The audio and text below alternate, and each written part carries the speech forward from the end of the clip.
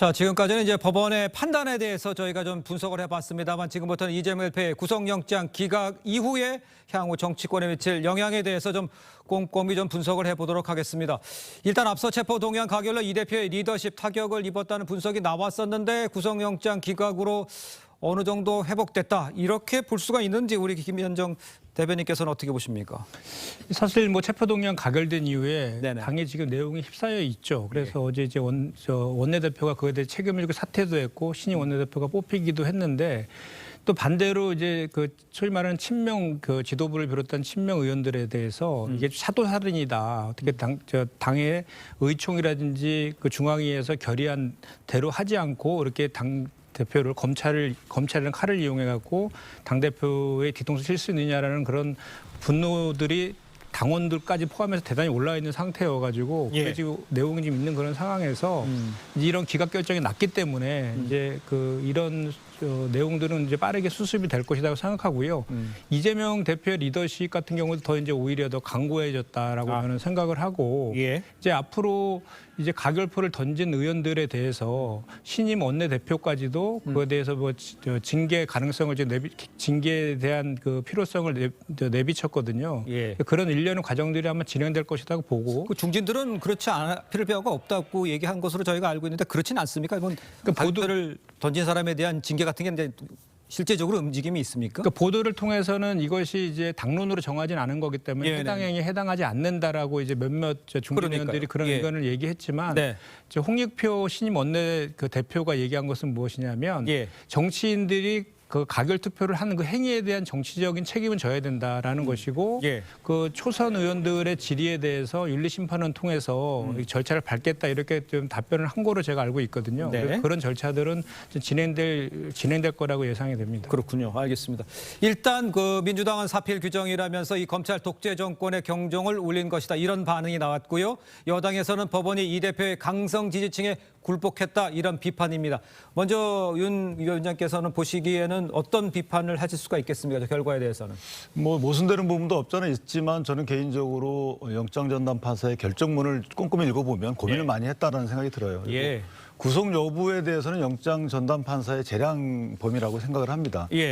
또한 그 혐의 소명 여부와 관련돼서는 저는 개인적으로 소명이 됐다라고 읽혀지거든요. 표현을 달리했지만 꼼꼼히 읽어보면 소명됐다라고 읽혀져요. 따라서 이재명 당대표가 뜬금없는 검사 탄핵도 진행을 했고요. 최근에 갑자기 검사 탄핵을 했어요. 그다음에 대법원장의 인준안에 대해서 표결을 진행하지 않고 있습니다. 이런 것들도 아마 연결선상에서 저는 검토가 되는 상황이고 이런 당대표로서 여러 가지 권한, 국회의원으로서 여러 가지 권한을 이용해서 어쨌든 본인은 구속을 면했지만 당은 이제 상처를 입는 거죠. 당과 관련돼서는 이제 총선을 치러야 되는데 어쨌든 범죄 혐의를 받고 있는 그런 당대표가 이끌고 있는 당에서 공천을 통해서 공천을 받더라도 본선에서 어느 정도의 성적을 낼 것인지 그리고 당대표의 경우는 재판을 이제 그 세 개의 재판을 진행합니다. 앞으로. 이 세 개 재판이면 일주일에 세 번 정도 나가야 되는데 과연 당무를 정상적으로 이끌 것인가. 저는 구속 상황에 버금가는 사실은 당무 결여 상태다 이렇게 생각이 돼서 또는 이제 이 대표가 앞으로 당을 이끌면서 상당히 강성화될 겁니다. 이 본인의 지도력이 실제 이번 영장 그 결정문을 통해서 저는 타격을 입었다고 보고 그런 상황이기 때문에 강성 위주의 당을 이끌 것이고 그렇다면 이탈자가 생길 것이고요. 그리고 이제 공신록이 새로 생겼잖아요. 이번에 뭐 탄원서도 내고 하면서 새로운 공신록이 생겨서 결국은 공천과 관련된 여러 가지 잡음이 일 것이고 그래서 정계 개편으로 이루어질 가능성도 없잖아 있다. 앞으로는 조금 이전 투구 양상이 되지 않을까라는 생각을 저도 잠깐 한 말씀만 드릴게요. 자꾸 이렇게 윤기찬 변호사께서 아까부터 범죄 혐의가 소명됐다라고 이제 말씀을 하셔서 사실 재판 과정에서는 확실한 물증이 있어야 유죄가 되잖아요. 근데 이제 영장 실질심사 단계에서는 인신 구속에 대한 판단을 하기 때문에 물증이나 입증 정도는 아닌 소명 정도만 판단을 하거든요. 근데 분명하게 여기 기각 사유에 이렇게 표현했거든요. 혐의 소명과 관련해서는 위증교사에 대해서는 혐의가 소명된다. 이렇게 되어 있고요. 백현동 건과 관련해서는 직접 증거가 부족하다라고 분명히 표명했고 대북송금 건은 이재명 대표가 인식하거나 공모하거나 관여 정도가 소명되지 않았다라고 분명히 명시를 했어요. 그래서 소명이 안 됐다라고 영장 기각 이후에 분명히 명시되어 있습니다. 그렇기 때문에 오히려 이게 재판을 가면 입증이 아니라 소명 단계에서도 지금 아직 안 돼 있는 거기 때문에 무죄 판결이 날 가능성이 저는 오히려 더 높다라고 그렇게 생각합니다. 예, 한마디씩 드릴게요. 네. 한마디씩 기회 드릴게요. 예. 왜냐하면 이게 이제 해석인데요. 네. 가만히 살펴보십시오. 백현동 사건의 경우에는 상당한 의심이 든다. 이 대표의 관여 사실이 상당한 의심이 든다. 네. 근데 상당한 의심이 든다는 근거를 든 게 일단 본인의 지위예요. 예. 결재권자로서 지위, 그다음에 결재 문서, 그리고 관련자들의 진술이에요. 이것들을 다시 달리 표현하면 네네. 정황 증거예요. 간접 증거고. 그런데 정진상 등의 직접적인 자백 진술이 없기 때문에 직접 증거는 없어요. 예. 이게 현 단계에서의 그 판단이에요. 그렇다면 이게 재판으로 가게 되면 이 간접 증거도 증거로 되거든요. 유죄 증거 쓸 수 있습니다. 네네. 그 말이고 또 하나는 대북송금의 경우에도 핵심 관련자 이화영 이렇게 표현합니다. 네. 그러니까 이화영의 진술이 사실은 거의 직접적인 증거예요. 그런데 이화영의 진술이 왔다 갔다 했거든요. 따라서 현재까지 볼 때 예. 이화영 진술이 이게 마무리되지 않았기 때문에 네네. 현재 입장에서 볼 때는 이것을 직접적으로 보지 않기 때문에 현재 입장에서 이재명 대표의 관여 정도, 공모, 가담 여부가 확인되지 않는다라고 판단한 것이지 예. 이걸 되돌려 보면은 사실은 이걸 이면을 한번 읽어보십시오. 그러면 제 말이 꼭 틀리지 않았다고 알겠습니다. 네. 짧게 제가 말씀드리겠는데요.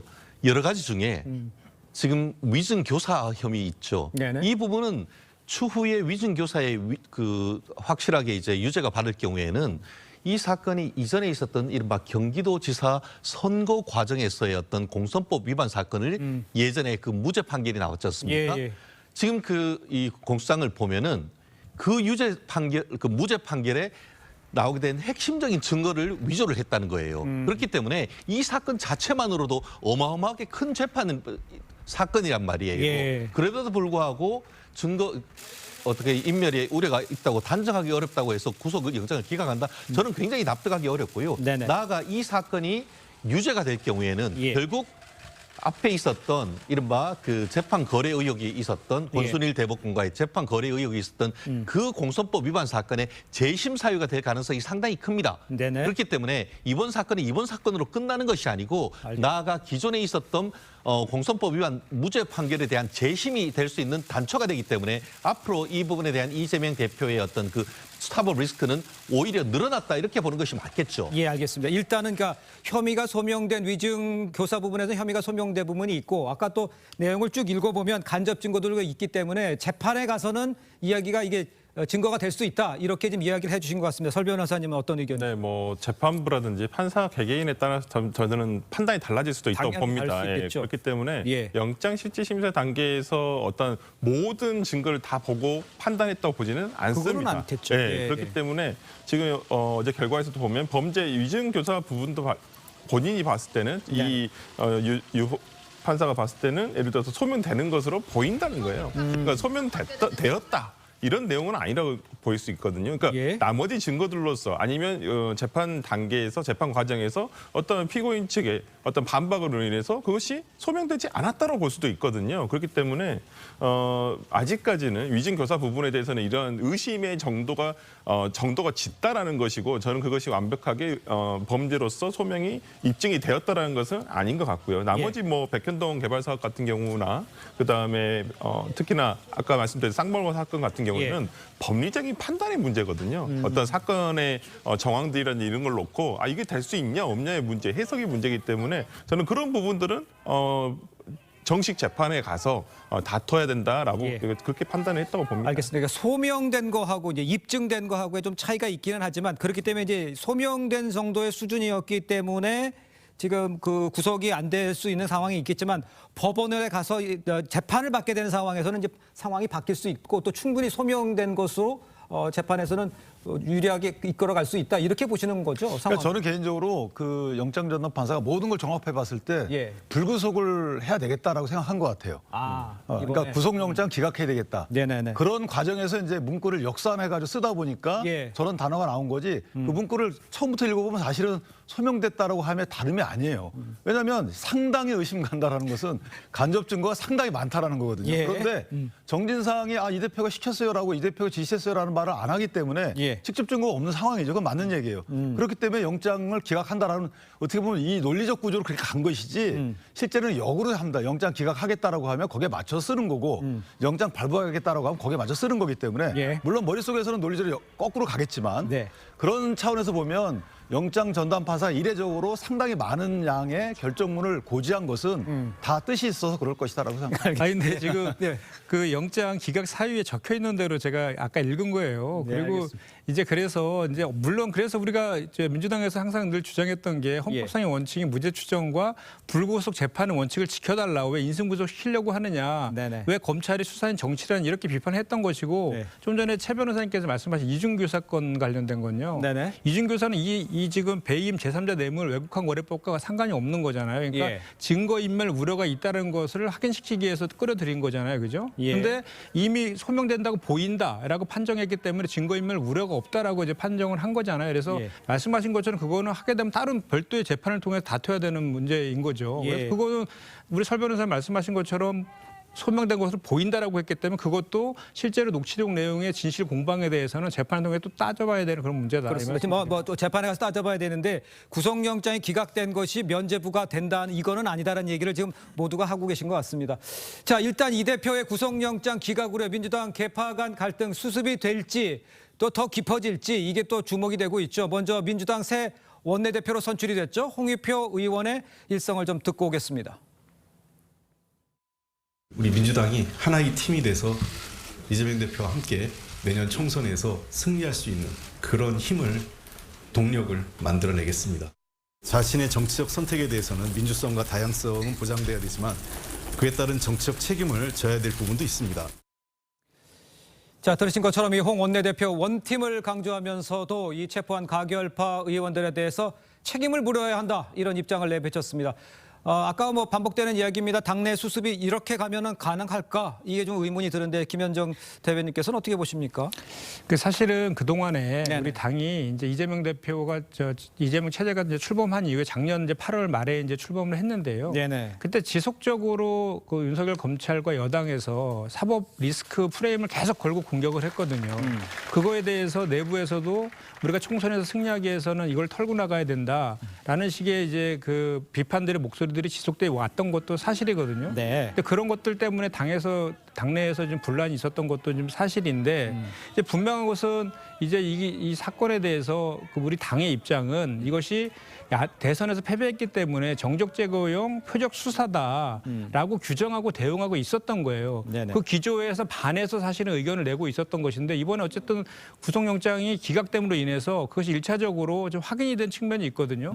그렇다라고 하면 그리고 그 체포동의안의 표결 과정에서의 아까도 제가 말씀드린 것처럼 의총이나 중앙이라든지 또는 각종 기자회견이나 집회 등을 통해서 당의 입장도 이거에 대해서 부결시켜야 된다는 것으로 당론은 아니지만 네. 거의 결의 사항으로 갖다가 확인된 내용들에 대해서 반대를 했던 그런 의원들이 분명히 있는 거예요. 최대 39명까지 있다라고 하는데 그 의원들께서는 제가 봤을 땐 그렇습니다. 이것은 뭐 색출해 가지고 뭘 하는 것은 제가 가능하지도 않고 예. 그런 방식은 적합하지 않다고 보는데 예. 정치인이기 때문에 본인이 한 정치적 그 행위, 정치적 결정에 대해서는 본인들이 당당하게 얘기를 해야 될 것이고 또 당이 그냥 통합이라는 것이 말로만 뭐 호울적인 통합, 말로만 통합하면 뭐합니까? 실질적으로 화합적인 통합이 돼야 되는데 지금까지는 그게 안 됐거든요. 그래서 이 통합은 다른 말로 따지면 야합이 될 수 있는 거예요. 그래서 앞으로는 우리 당이 이제 현명하게 그런 것들을 좀 구분해가지고 재편을 해야 될 필요가 있겠다 이 말씀 드리고 알겠습니다. 그 설레로 우리가 2016년도에 왜 그런 사례가 있지 않습니까? 그 문재인 당대표 시절에 예. 계속해서 문재인 대표 흔들기를 했었잖아요. 그때도 이제 그 김종인 비대위 체제를 들이면서 예. 이제 새로 이렇게 거의 이선으로 물러나는 식으로 했지만 그때 결국은 탈당해가지고 신당을 창당했던 경험도 있지 않습니까? 알겠습니다. 예. 그래서 저는 오히려 이렇게 서로 다른 생각을 가지고 한 당에서 하는 것보다는 좋은 기회가 될 것이다. 그분들도 이렇게 뭔가 탈당이라든지 뭐 신당 창당 이런 것들도 하나의 그렇습니까? 방법, 역사적 교훈 속에서 우리가 좀 예. 얻을 필요도 있을 것 같아요. 알겠습니다. 좀 강하게 이야기를 해주신 것 같은데 일단 제가 뭐 중진들의 이야기라고 얘기를 했습니다만 안민석 의원도 얘기를 했었습니다만 중진들이 우려도 이 당 지도부가 통합 대신에 배척을 선택할 경우엔 민주당 비명계의 입지 지금 뭐 강하게 얘기를 해주시면 어떻게 이렇게까지 얘기를 해줬으면 글쎄요. 저는 뭐 비슷한 취지인지 모르겠는데요. 네. 사실은 이제 이게 사법 리스크라는 게 행정부 소속인 검찰이 이거를 추동할 때는 여러 가지 비판의 대상이 될 수 있어요. 네네. 뭐 정치 행위다 검찰에 탄압이다 이럴 수 있는데 이게 이제 가시화되는 것은 재판이 진행되게 되면 네. 그런 말을 못 합니다. 그러니까 재판이 진행되면서 여러 가지 설이 나오게 되면 그때는 탄압이란 말도 못 하게 되고 그것이 국민들이 시각적으로 볼 수 있는 또는 객관적으로 인식할 수 있는 이런 장이 열리는 거거든요. 네네. 그러면 이제 총선 전에 분명히 재판들이 열릴 거예요. 그다음에 공직선거법 등에 대해서는 결론이 나올 수도 있고 그러면 아마 이재명 당대표의 사법 리스크 현실은 지금부터다. 따라서 이 부분이 쫓겨나는 게 아니고 제가 보기에도 나올 가능성이 있어요. 여기선 공천받아도 당선되기 어렵다라고 보게 되면 지역구에 따라 다르겠지만 그렇겠죠. 그러니까 비명계 의원들 경우에는 친명계 원외 인사들과의 뭐 경합에서 지든 아니면 이기든 당을 나올 가능성이 지역구에서 꽤 있다. 결국 이제 스스로 분당을 이끌 수 있겠다라는 생각이 들어서 이재명 당대표께서 쫓아내는 이런 당에 왜 안 나올 수 있거든요. 쫓아내도. 그것은 예. 그건 왜냐하면 밖에서 국민들이 볼 때 쫓아낸다라는 이런 모습을 이재명 당대표가 연출하지 않을 거예요. 그렇다면 본인들 유불리를 따져서 스스로 나올 가능성이 크다. 예. 그거는 이재명 당대표에 의해서 당이 쪼개지는 결과가 되는 거죠. 야, 이렇게까지 얘기를 해주셨는데 설 변호사도 어느 정도 동의를 하십니까? 지금 상황에 대해서? 어찌 되었든 간에 당내에서 조금 소용돌이는 있을 것 같다. 예. 근데 이 구심력이 이재명 대표 쪽으로 이제 강하게 이제 생길 거라고 저는 보기 때문에. 네네. 근데 이 부분에 대해서 예를 들어서 분당이 된다. 예. 분당까지는 저는 되지는 않을 것 같고 뭐 이제 그분들 비명계에서 가장 우려하는 점은 지난번 금태섭 의원 같은 케이스거든요. 예. 그러니까 금태섭 의원 같은 경우는 또 당내 경선에서 탈락하셨어요.